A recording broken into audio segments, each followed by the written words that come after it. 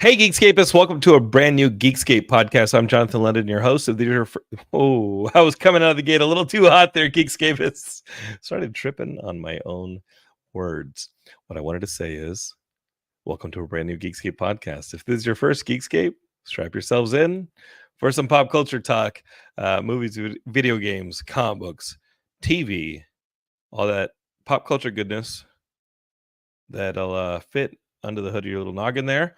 We had a lot going on the past couple of days. We got a brand new Godzilla Kong movie.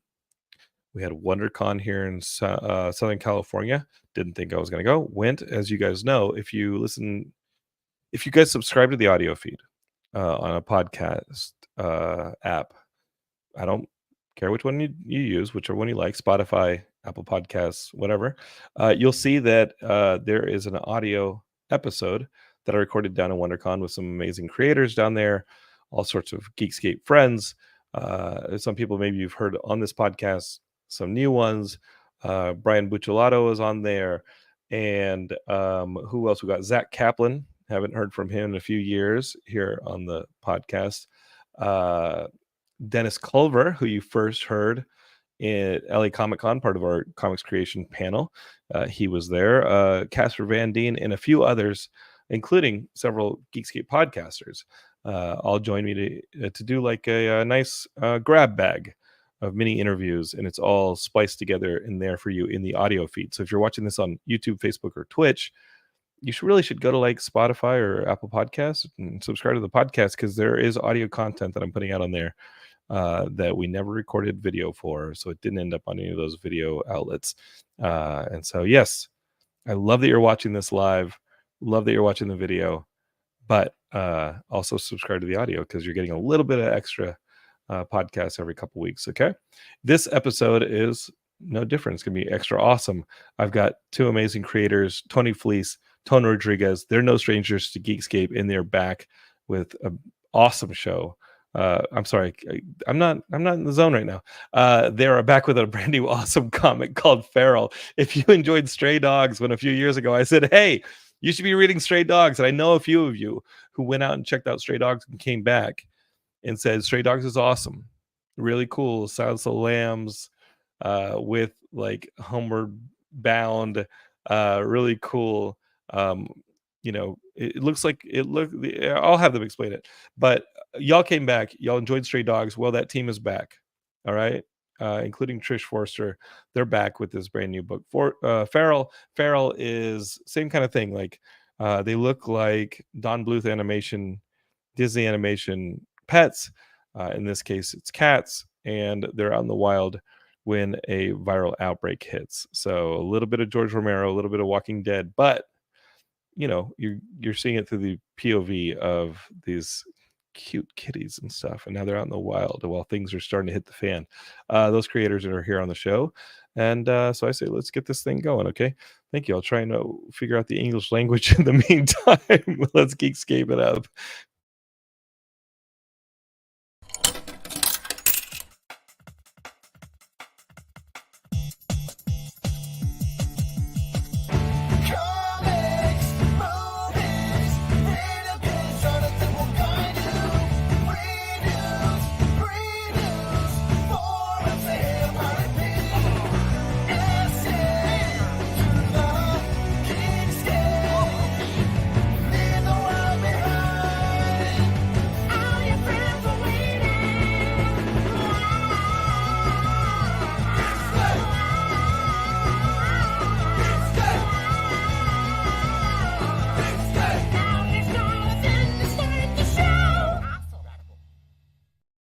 All right, Geekscapists, it is time to start the show. We have amazing creators, Tony Rodriguez and Tony Fleecs on. They have this brand new book called Feral. It is in comic shops. It came out last week. And Heidi said, who's on Geekscape this week? And I said, remember, we met them at the comic shop last week, and they signed my copy of Feral, Tony Rodriguez and Tony Fleecs. And she said, oh, they are so sweet, but you don't have to take my wife's word for it. They got Tony and Tone right here on the show. Hey guys, how are you? Just a couple of sweet boys. Sweet boys. Guys, big week. I mean, I came out of the gate so excited to talk to you guys, and I tripped all over my words there in that intro. But we just came back from WonderCon. I wasn't expecting to go, but I went down there. I saw Tony, didn't see Tone, and WonderCon was awesome. I hadn't been in a few years, and it kind of convinced me to go every year now. Like, it's kind of fun. Yeah, it's nice. It's nice having it nearby, having a big show like that. What day did you come down? I can't remember. Was Saturday. It Sunday? On Saturday. It was Saturday, yeah. Tony should have been there. He was there all day. He just must yeah. Just been... Tone, where were you going? In that. Yeah, where were you? Right across from Tony. But you would get up. A lot of times you would be off somewhere. What were you looking for? Were you shopping? No, I probably went to the restroom or yeah. I only left my table once for an extended period. I was dealing with somebody, and I remember. Yes. Do you have stalkers? Is that what's going on? You have stalkers? Tone had a customer come up that was usually very patient, but something struck him wrong, and he had to shut it down. He couldn't do it any longer. So then I got the guy. Yeah. I took it all. I rode that all the way to glory.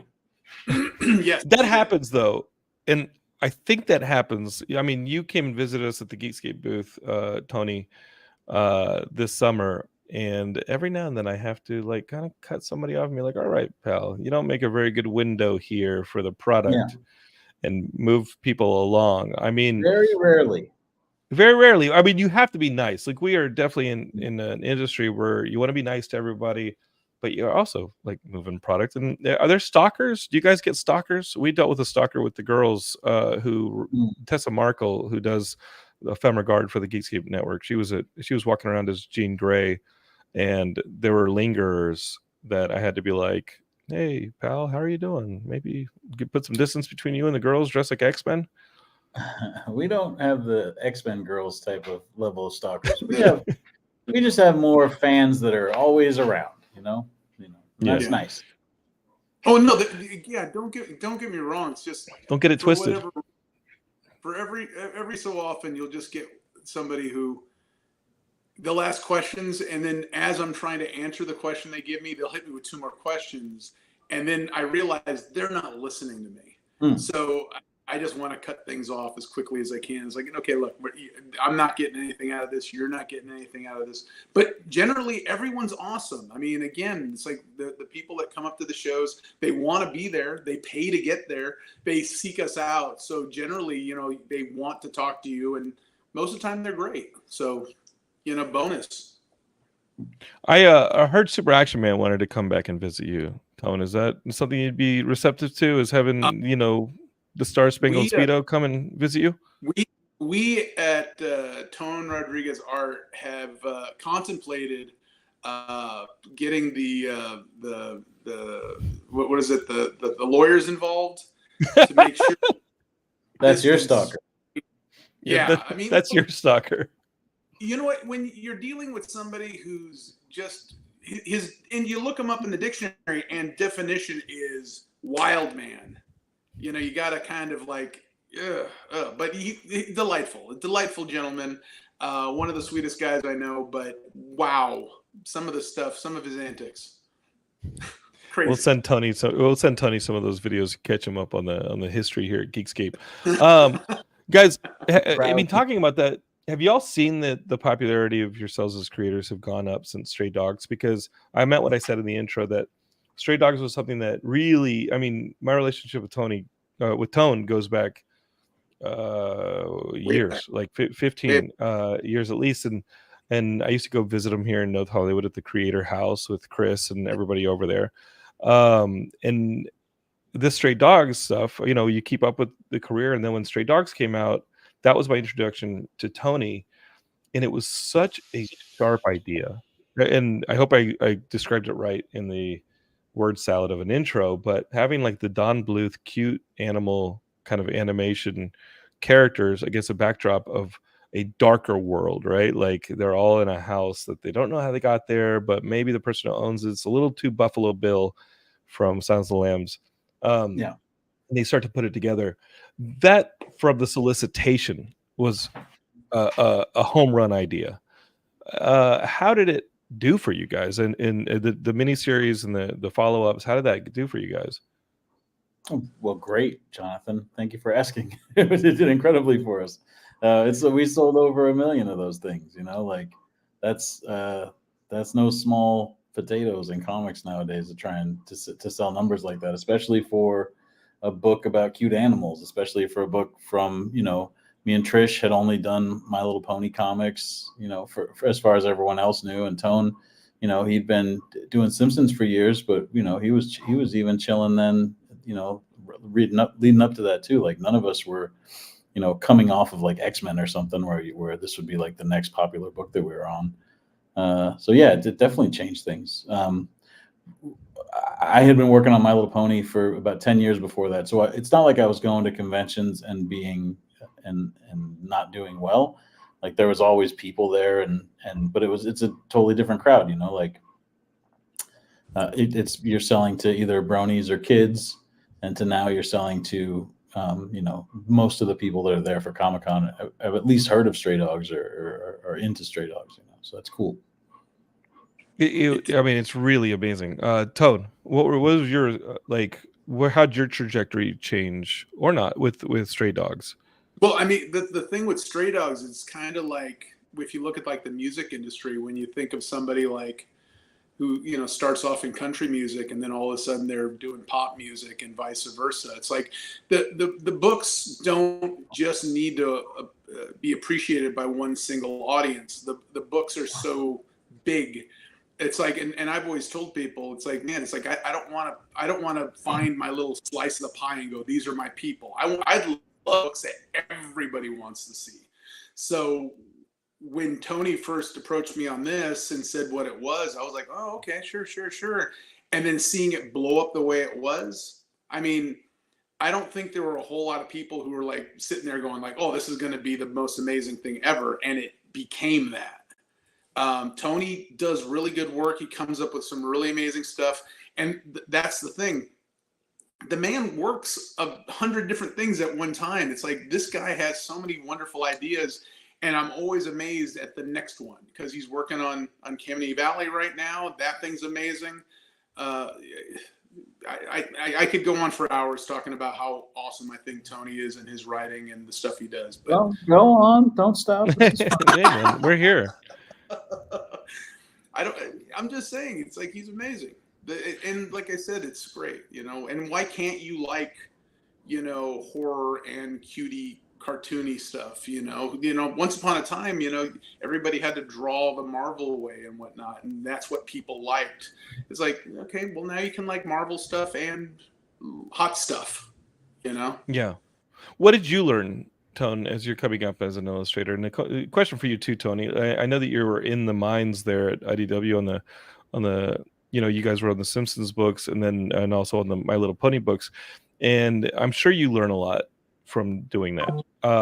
But like, what got you into illustrating the two of you, and how long did that design hold or that style hold as you were developing as an artist? What got me into, I mean, the same thing as everyone, it's the comics that you read when you're 12, 13, 14 years old that really sort of like get their claws into you. So for me, that was early Image comics. It was like Youngblood and Wildcats and Gen 13 and stuff like that. X-Men. Just the same answer you'll get from anybody my age, right? The same 4 or 5 guys. But then what happened?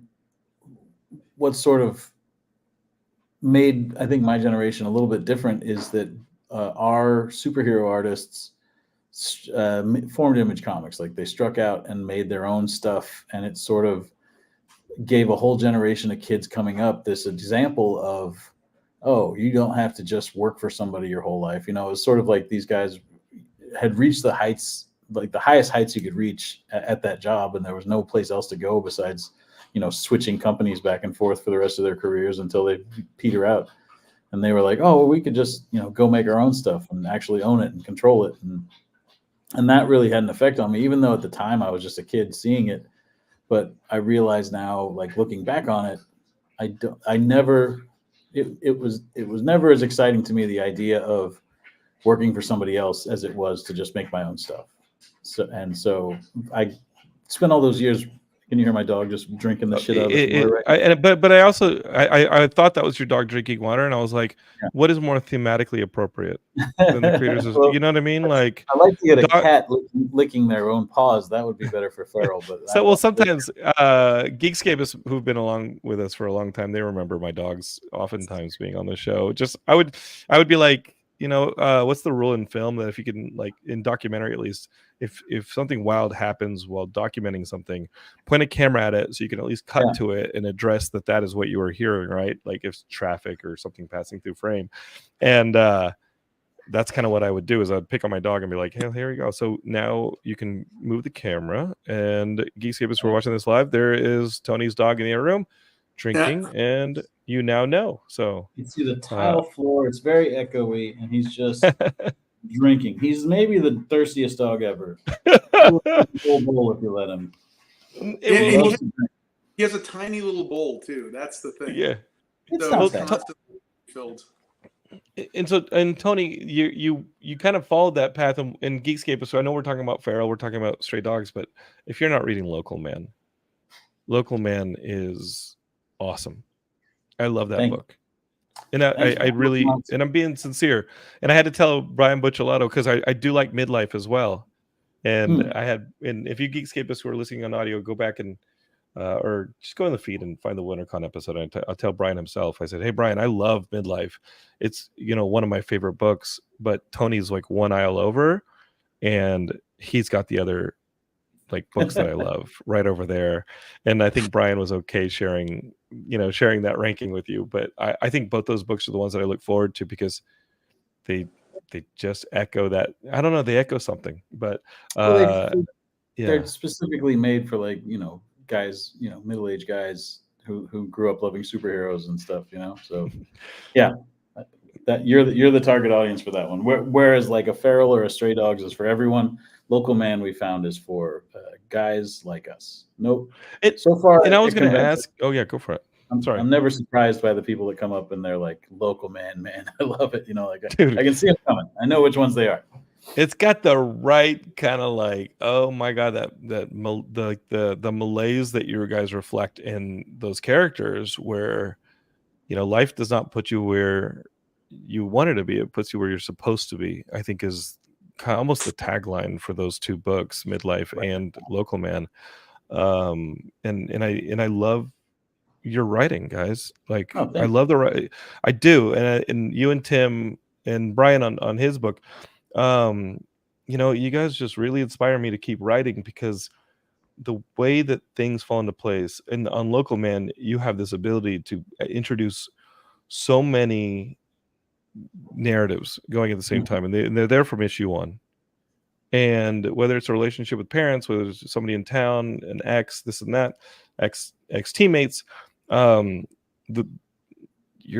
way you must be outlining, the way that you must be plotting these books out for the long game is just really great. And so Geekscapists with Stray Dogs, you have a mini series, and how could you have anticipated that would be like a 4-quadrant book and so popular? Because it seems aimed at a horror crowd. It seems aimed at somebody who wants to see something a little darker in tone. No pun with one of your artists, but with Feral, I was surprised when I got to the end of the issue. I thought it was a miniseries as well, collection of miniseries. I did not know that you guys were taking on an ongoing. What educated that decision, and how do you prepare that? Because again, I'm gonna like talk about how great your pacing is and your outlines are, and you're doing now 3 books, I believe, if you're going to add Uncanny Valley. Yeah, I'm doing 5 books. But what, Jesus Christ! Oh my God! They're all different. They're all staggered, and some of them will wrap up, and some of them will keep going. But right now, it's 5. That's why, as you can see, I look the oldest out of all of us right now. I'm aging at some sort of warp speed. But yeah, the decision to have Feral be ongoing was just sort of grew out of how much we loved making Stray Dogs, and how much that, like, we loved working together, and then we loved the product that we ended up with. And so we wanted to do more, and we wanted to do more in a more substantial, ongoing type way. So it was about, after, you know, after Stray Dogs and Dog Days wrapped up, we sort of sat and figured for a while. Or I guess it was me mostly. What the next thing would be, and then I would start sort of shooting messages to Trish and to Tone, or maybe draw something that looks like this, or draw, Tone, draw a background that looks like this, and we're sort of going back and forth and trying to figure out how to do something that's very different, but that could be ongoing, but that also still felt like it belonged in the same, on the same shelf as Stray Dogs. So yeah, it took some figuring, but it was mainly just we made it so that we could keep working together and keep making because I feel like we sort of discovered a lane, there was not books like this, and now we make books like this, and there were a couple, there was always Beast of Burden before this, and there was Love Beast of Burden, but those are slightly different, and I feel like we sort of zeroed in on the exact perfect way to do this type of story, at least for the stories that I want to tell. The Evan Dorkin Beast of Burden, which I've promoted over the years on the show, and I love that one so much, and has some wonderful artwork, really is very Buffy the Vampire Slayer, like with animals, it's a group of people dealing with the occult and supernatural, and at least Stray Dogs very much isn't. I got to tell you though, Tony, and I told you this, I think, at the table over the weekend, is in one of the narratives that you're introducing, and maybe this was educated by some of the extraordinary stuff that's going on in Local Man, and you tell me if you're bringing this into the fold as a writer here with Farrell. But as I'm reading about it, I'm like, okay, cool. It's a Romero kind of setup, Geekscapists, with some radio broadcasts or people communicating over a viral outbreak. You still don't know after you finish the issue what the nature of the viral outbreak is, but you're focused on these cats being transported in the back of a vehicle, and from watching those Romero movies that that vehicle ain't gonna stay on the road, and things are gonna hit the fan. So I was reading along, and I'm like, okay, this is all hitting those beats. This is all good. Tony knows them very well. There's a bit of flashback to prior lives in window seats with the cats that is romanticizing the life that isn't about to be interrupted by a scary viral outbreak. And then you hit a place in the book that has a spirituality element in a kind of an otherworldly element to it. And you're gonna get mad. Don't get mad. I call it the Wakanda sequence because it's you know what I'm saying? Because it's when the Black Panther sees his dad and his dad's gone. I was like, what is this Wakanda sequence in this book? But it almost felt like the book needs it to separate it from Stray Dogs, if you understand that. Yeah, it's 100% what it is. It's one of the ways that I thought about doing something different from Dogs, doing not just taking the idea of doing a horror story with dogs and then just make it cats and not do anything different. We thought about all right, well, what makes cats different than dogs, and so there's all kinds of different things. They are, they have a purpose. They're hunters. Dogs they're just chilling. They don't really have a purpose like that. And cats sort of have this sort of ethereal spirituality to them too, and that sort of comes up in that scene. They would have some sort of this cat Elsie has a calm about her, but it seemed like there would probably be some representation of what she does when she cracks, or when she sort of when she needs to get calm again. She sort of has this.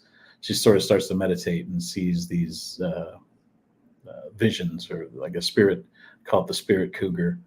And even we went so far as Trish and I had worked on My Little Ponies, and I had worked a lot with Sarah Richard, who is another My Little Pony artist. So she does this very beautiful watercolor work, and so we just hired her to do the cougar spirit magic. And so she the artists on the book are me and Tone and Trish, but then also every once in a while we have Sarah come in and just sprinkle, this watercolor magic on the pages too. One of the things I'm in awe of And this is just me fawning over you guys for an hour, okay? So chill. Love it. One of the things that has me in awe is that plate spinning of the artist and how you guys discovered it. And I think you told that story on the last appearance, where who's handling the backgrounds and who's handling characters, and really finding like that sweet spot where you guys could really get this thing to click and work on a schedule. Tone, how receptive is Tony to maybe letting you run a little bit here and there, or are you coming in with ideas and saying, hey, what if I jam something a little different? Because it's tough to do when you're not the only artist on the book. No, well, first and foremost, Tony does the layouts for the book. Like, he has, especially on the first issues, like, again, we're already on issue 7. That's how far ahead we are right now. And, God willing, we're going to stay that far ahead to make sure that it's Cougar God willing. Cougar God willing. Cool. Well, there you go. But the one thing is, I try to make sure everybody knows Tony, especially in the early issues, gives me these really rough layouts, and some of them are tighter than others, especially when he has an idea and he knows what he wants to see. And so, my job is to basically interpret them, make sure that I'm doing everything that he wants to see there. And, if he doesn't see it, he doesn't work. He'll let me know. It's like, this angle's a little wrong. We got to play with this. But, I'm working off of, his story. I'm working off of his layouts, and then I'm doing what I do. And then, of course, when Trish comes in there and she does what she does, it's like, it's funny because we talked before we went on live, and we were talking about working in the bubble. When I'm used to working in the bubble when I'm working on my own things, but when I work on things with other people, their input is, crucial. And so what was happening is I was just doing these backgrounds, and even though I had the layouts, I knew where the animals were going to go. It was key to make sure that I was giving him everything. So like when you see the backgrounds, almost everything's there. Even if Trish draws a big giant head there, a lot of times there's something back there and you'll never see it. But the one time I cheap out and don't draw the whole background is the time she's going to draw a head that's slightly smaller. And it's like, well, what happened in the background? So when I started, I was overworking it. Because I wanted to make sure Tony got everything he wanted, and I was doing it. And so as we went along, and as busy as Tony got, the layouts would get a little looser. I would then go see Tony and work with him in LA for a couple weeks at a time. And then he wouldn't have to work as tightly because he could just give me some ideas and then go. And then issue 5, Tony kind of came up, Tony and Dennis Culver. I can't believe I said Culver. Geekscape guest from this past weekend, Dennis Culver. They came up with a mid-story break, and we totally did that layout, story, backgrounds, and everything totally different than anything we had done up until that point. So even though we've kind of gotten in our groove of how we were doing this, Tony and Dennis included came up with ways of kind of getting that excitement back in there. Because, sometimes when you're working, it's like you're just moving from day to day, getting the things done, and you're getting things done and everything's great, but you kind of end up in the doldrums. When we hit issue 5, I think it was issue 5, it was just 6. Super exciting, fun to do it. No, it was 6, right? Yeah. On Feral or on Stray Dogs? Feral. Yeah. Okay. Yeah. But yeah, I mean, it's just turned into a lot more fun. Like when you get, I hate to say bored, because when you're just doing certain things, you get too comfortable. And then, like I said, they mixed it up and it made it a lot more enjoyable. Like, again, that one issue came together really fast and it looks really good. And the one thing I got to say about the work that we're doing with Trish is this is the first time I've ever got to work on a book where when it was finally done and finished, I mean, I was finished, a while back. And then Tony finally gives me a hard copy of the book that I haven't really seen yet. I've seen pages here and there, but I haven't seen the book. I literally get to read this book almost like a fan, like, because I haven't seen a lot of the drawings. I haven't seen a lot of the finished stuff. And it's like, it's crazy. I worked on this book and I'm a freaking huge fan of this book because I got to read it like everyone else. So, I mean, I can't tell you how many times I'll read a book that I worked on. I'm like, oh, yeah, whatever. You put it off to the side. I already know what it is. I've already seen it. I did it. This book is so exciting. I was so pleased. I mean, Tony will tell you, as soon as I was done reading it, I told him, I said, man, that's a good book. I need to read issue 2 and 3. And he's like, there you go. It's right there. So, it is cool that you get to be surprised by the character block in the characterization and get to see, you know, the facial expression, everything that is going into the characters. Because who handles the shadows? Does Trish? You handle Trish has the shadows as she has the characters, correct? What do you mean, the colors? No, if a character is like in Stray Dogs, for example, if a character is standing in a doorway, doorways are the purview of Tone. Yeah. But as she adds the character, she should add the shadow, correct? There's really no shadows like that. The colorist will put in shadows sometimes, but the way we color it, the characters are all flat. And so they have no highlights, no shadows on the characters. On the backgrounds, the backgrounds. Yeah, but we do it in an open line style, so that's all Brad. That's all the colorist. Yeah, that's cool.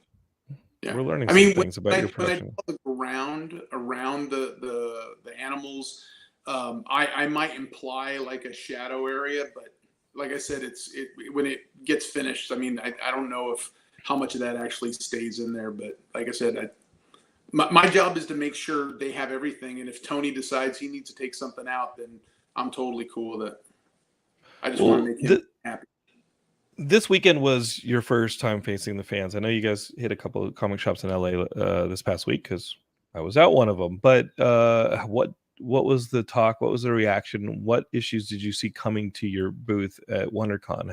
How are people's response to that first week with Feral? A lot of them, we've been working on it for so long. It's surprising to me how attached they seemed right away. I think they're eager to, like, they love Stray Dogs. They're coming back to this, and so like they're ready to be into it. But I was surprised how attached some of them were to these characters. You know, they had all the regular responses where they're like, nothing better happened to Lord, you know, or you know, like I was so scared for Patch, or you know, so like I wasn't quite expecting that type of reaction that quickly because we sort of only just met these cats in this first issue. So that was nice. That was a nice surprise. But I have to think that a lot of that is part of the excitement that they're bringing with them to the book. Is it because this is true from my experience? A part of me just inherited the love I had for Stray Dogs and carried it into Feral. You know, sure. Which is a big responsibility for you guys, you know. I understand that's how you added dynamic things to it, right? Like that's why you added a spirituality element, which would have been maybe risky in the other book, but you added it here. It's like if you're a band, you didn't make even though it looks like the same album, you didn't make the same album twice. Yeah. Does that make sense? Yeah, for sure. But that's why we tried to make it's good. Because if we had made the same album twice, there's no way we could have made it as good as the first one, you know, because people would already know all the moves and know where we're going. Yeah, I mean, go ahead. And now that Tony didn't like immediately wrap up, you know, Stray Dogs and go, all right, guys, we're gonna do this. Like again, he sat down and he, you know, worked with it for a while, and like he said, he'd pitch ideas back and forth and. You know, you're talking about like kind of being collaborative. It's like I'm not like an idea person when it comes to this. This is all Tony. But I remember sitting there one day and he kind of pitched something like he was like just spitballing stuff. And I said something to him and he says, I like that. And he put it in the book. And I was like, oh, it made me real happy. Like, you know, I actually said something that was a legitimate. I thought it was a good idea, but Tony took it. And he said, "Oh, that's a great idea. We love it," and it added a dynamic to the characters because, you know, they're cats. You know, they're able to, you know, protect themselves. But we came up with an element with one of them that he's special. He needs to be protected. And like I said, I just pitched one idea, and it was because the issue I pitched him, because I don't want to say anything because I don't want people to not get it in the book. But one of our cats was like that, because we had cats, and Tony thought it was a great idea, and it's in the book, and it made me so happy. It's like, look, I contributed a little something, So yeah, it's cool. Tony's very open to that. Do you miss the house in NoHo and in the back house of the studio? Because Tony's got a similar setup, and I imagine that's where you jam when you're in LA. But Tony, I just remember 10, 15 years ago with, hanging out at that house, and some awesome creatives in there, and you have that kind of collaborative spitting back and forth and jamming on comics. Do you have a similar setup like that, or has that stuff kind of gone digital? What do you think? Well, yeah, I mean, it's totally kind of gone that way. The only time I actually have a situation where I can actually, again, use the word spitball ideas, or kind of, get people in my bubble. I want to do this. Hey, check this out. Look at what I'm doing. The only time I'm able to do that is when I'm, around my other friends. It's not at the studio anymore. I mean, I have a 2-bedroom place that I'm at in Louisiana, and one of the rooms is the studio, and it really is just a catch-all for all my junk. It's like, it's not like the garage. The garage was great because originally when you came in there for one of the first times, didn't we move all the furniture around and stuff? And we did a big panel. It's somewhere in the feed, Geekscapists, and it's probably in early year 2006 or 7, but it was Kevin Rubio's in there and Chris Moreno, and we just I don't even know what we were talking about, but I was like, this is such a cool community.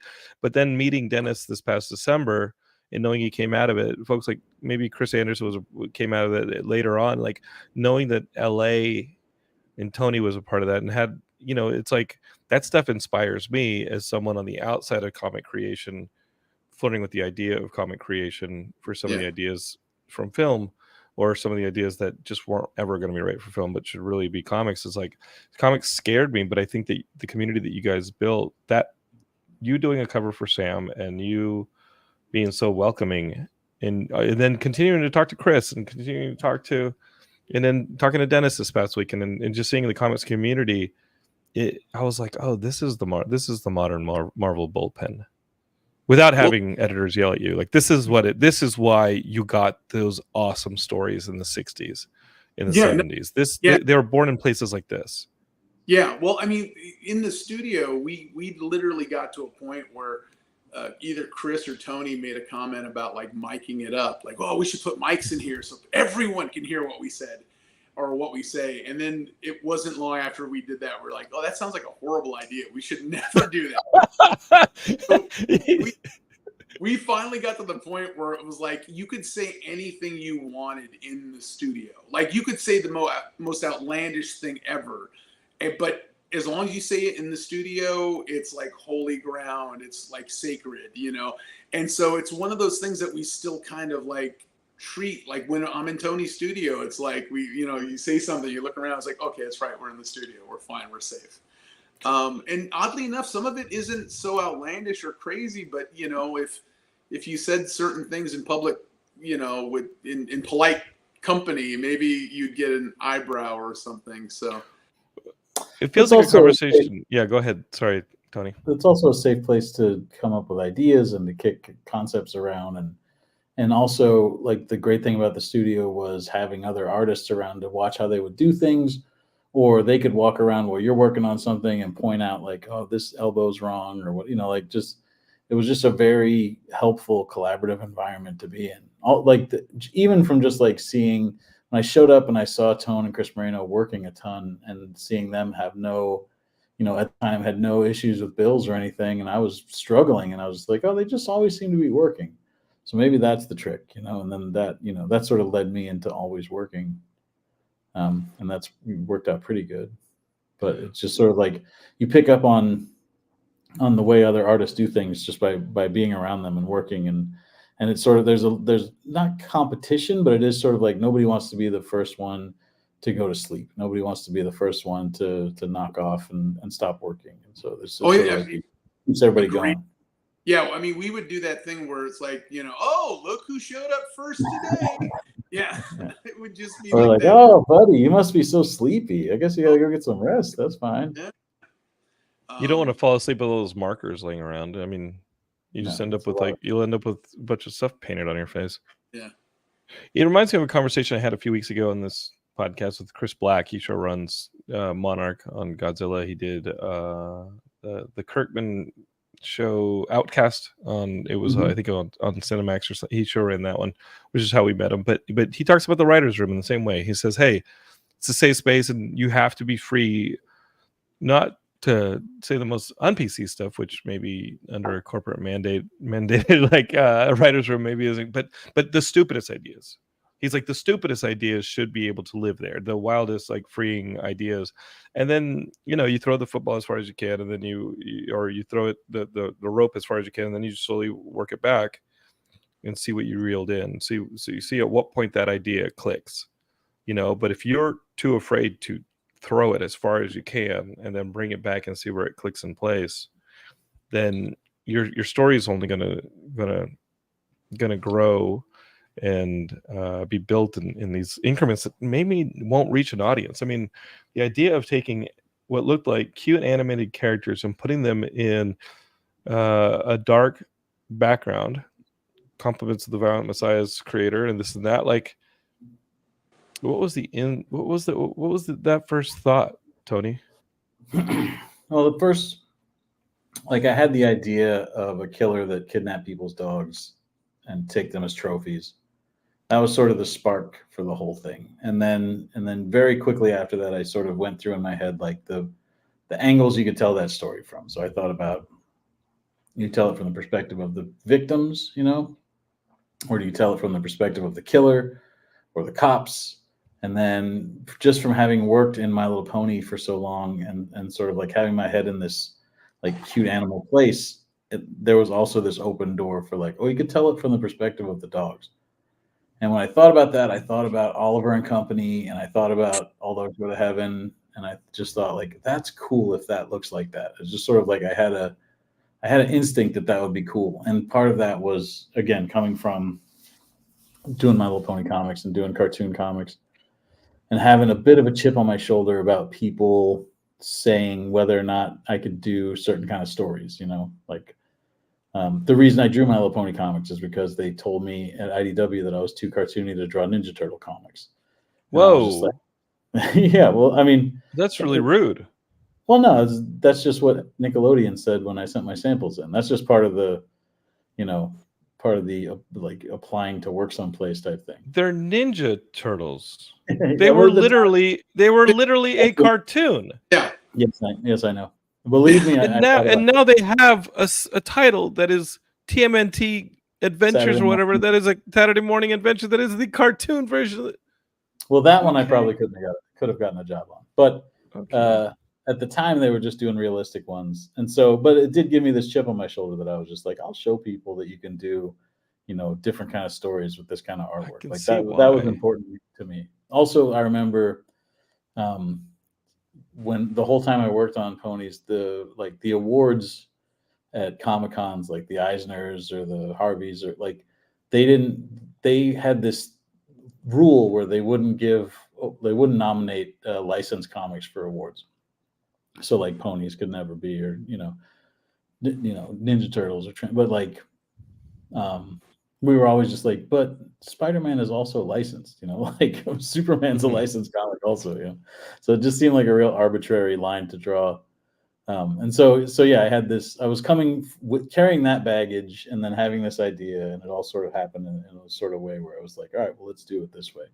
And Tone and I had worked together in the studio for years, and we had worked closely together, and he'd done layouts for a bunch of my projects where it would just be like, I need somebody to help me out on this pony project or on this other, like I just need somebody to help me with these layouts. And he would jump in and I would, pay him to do, a couple of pages in an issue, or, a whole issue, or like he helped lay out pages for Jeff Steinberg, my own ebook, or Equestria Girls, like the My Little Pony thing where they turn into real girls. So we just worked like that, and we had hired Tone on to do layouts for Time Shopper, which is another creator-owned book that I did. And that had gone well. And then it was like, all right, well, let's just do this again, because I kept working with these. I had found Trish, who was like a perfect artist for drawing Don Bluth style animals and dogs and stuff. But she is also, she was green. She had never drawn sequential stuff. So I was like, well, we're going to need somebody to do the panel to panel stuff and help her along with that, because this is a complicated, like, adult story. And so it's not the type of thing where you just want to have somebody on their first, comic book doing all the horror. things. Pacing, tone, framing, that stuff is crucial. It's math. Yeah. So yeah, that's basically how it came together. That's how it ended up looking like that. I was like, well, let's make it look as much like animation as possible. And so let's make the backgrounds, have a lot of detail, and let's make the cats, or in this case, the dogs, have have not a lot of detail, but just a lot of character and a lot of sort of like animated style expression. Having just heard what you said about your earlier experiences, is Local Man a bit of like is it an FU in some places to people who doubted you? Does that make sense, Tony? Like, to people who, I mean, because to me, it's like, it doesn't make, your whole life. I mean, there's a lot. I think I like you, Tony, because there's something punk rock about you that I like, and I know that that Local Man resonates with me in the same way, in that the guy from the '90s Image team that gets kind of short shrifted off the team, and there's this and that, and he comes back as a quote unquote failure to his hometown and saves it in a lot of ways, and continues to save it in a lot of ways, but still deals with misunderstanding. That doesn't come from that dealings with the industry at large or the world at large, and saying like, hey, I can do this. Y'all have a stupid rule about licensed properties. Hey, I can prove myself. And now you have a character in Local Man that is misunderstood, seen sometimes as a reject, and that he has to save. Does it make sense? I'm psychoanalyzing you, brother. What you're saying makes sense, but it's not necessarily that. I mean, there's a lot of darkness from my real life and from Seeley's real life that goes into that book, but it's not necessarily that part of it. Like, both of us have had a pretty decent ride in comics, despite any sort of, Todd McFarlane got rejected, 500 more times than I got rejected before he got, his first job in the business. That's just part of it. I heard he was walking around. Yeah, he took a picture with my early with the Super Action Man artist, Ace Continuato. I saw it on the social media. I was like, oh my god, Todd's right there taking a photo with Ace. Yeah, I'm sorry, but continue. I didn't have enough. Like, it's definitely not a comic about how comics did me wrong or anything like that. They definitely. I mean, as soon as I got My Little Pony, for real, my life got pretty great. Like, I was making a full living off of this book, and it's not like it paid that great. It was just really steady, and there was sort of like this bonus other income stream that came with it, of being able to do conventions and all this other stuff that you wouldn't expect. But ultimately, you want to own it. Ultimately, you're in the game, and like you said earlier, I know you and I both listen to Rob's Revelations with Rob Liefeld, and he tub thumbs for that angle more than anybody I know. The IP, the ownership, and here y'all are with these books. Talk to me about Uncanny Valley, which is the new book coming out from Boom and Geekscapists. You're going to want to go into a comic book store this week or next week. When does it drop? It drops in the next week or two. The 10th. It comes out on the 10th. On the 10th, you're going to want to go pick up this book, Uncanny Valley. It looks awesome, and just think about it as a pop culture Roger Rabbit on a comic book page. It is a celebration of all the stuff we love as pop culture enthusiasts, but it's a journey through it's a comic book, and I see that you've got shout outs to all sorts of different stuff without directly like lifting the licenses or anything, but you got jams on all sorts of things, from video games to comics to cartoons, and it looks like a romp. It is a romp. I mean, it's heartfelt, like all my stuff is. It's me and Dave Wachter at Boom Studios. Dave's doing Punisher right now at Marvel. He did Ninja Turtles. He did Planet of the Apes. He did Godzilla. He's done all kinds of stuff. But we've known each other for a long time, for as long as I've known Tone, probably. And he and I worked together a couple times through the years, just on very small stuff that people wouldn't see. And then finally, this is a story that I've had for like 10 years kicking around. And finally, boom, was after Stray Dog success, they were like, we'd like to do something with you. And I sort of showed them all my ideas, and they were like, let's do this thing. And so then I was able to pay to have Dave draw it, which is sort of what kept me from making that story for so long, is that it's so complicated that you need somebody really good to do it. And usually somebody really good cannot just work for free for 6 months or whatever while you're putting it together. Like, I don't know. That's how we ended up like making this book at Boom with Dave. But the story of it is it's a coming of age story. It's about a boy that's about 12, 13 years old. And he has a single mom, and she's a traveling nurse, and they're always moving, and he's always the new kid in class, and he never feels like he fits in. He always feels like slightly out of place, or like there's something wrong with them or something different.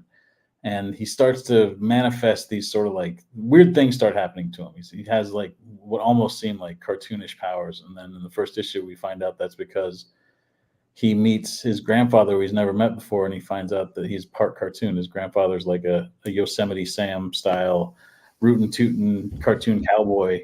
And he has to go on this adventure with his grandpa. He has to go on the run because they're being chased by this murder of killer crows. And they have to go on the run, and it ends up being like this big sort of like Percy Jackson chosen one type adventure story, where this kid finds out that he has this important place in the middle of this big battle between the cartoon world and the real world. And so yeah, it's this big giant story, and we're just getting started on it. The first issue comes out on the 10th, and then Dave's finishing up the second issue right now, and we're working on the third issue, and it's just really beautiful. He is doing all the artwork, the colors, everything, sound effects, and he's coloring himself. So he gets to do the same tricks we're doing on Feral and on Stray Dogs, where the backgrounds are very rendered, and the cartoon characters are very flat and cartoony, and it just looks very vibrant on the page. Like it just crackles. Dude, the second that solicitation went out, I circled that one fast. I was like, this looks great.